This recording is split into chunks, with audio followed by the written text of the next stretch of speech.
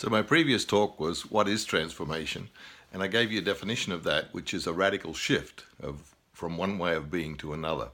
And I also mentioned that I see it as an inside job. It's an internal shift of one way of being from one way to another. Now, how does that happen? Well, I think we can look to the ancient texts in a way to get some insight into this. And one that I particularly like is the Pali mantra, Om Mani Padme Hum.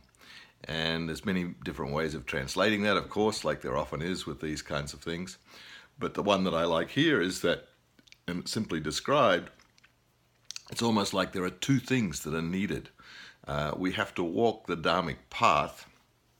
In other words, a certain amount of knowledge is required. We have to know, first of all, where we are, where we want to go, and kind of some kind of idea about what the wise people say about how do we get there. So that's wisdom, if you like, from the wisdom traditions, yoga, meditation, mindfulness. All of those traditions have a certain wisdom at their core, and a lot of that wisdom is really telling us about things that work and things that don't work if we want to transform or radically shift how we show up for life. And the second part of it, first part being the path, and the second part is actually practice. In other words, just having a whole lot of great ideas in your head about what makes a difference is not going to do anything. There has to be a practice applied to that. And there are two ways I like to look at practice. The first way is kind of practicing in order to support a transformational shift.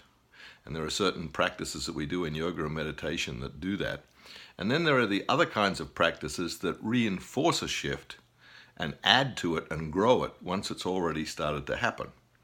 So in a sense, practice has those two purposes. And then there's even a third one, which is like providing the aha moment in the insight tradition, where we get an insight, we get an awareness, and that's shifting, changing. It's going to really make a difference to our lives if we take it in.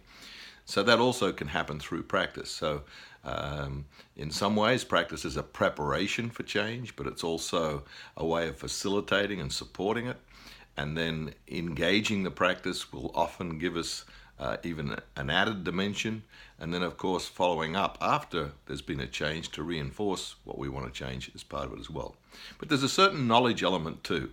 So really we have to look in several places if we're going to consider how to transform or change our life in some way. We have to really start with where we are. You can't get anywhere without that.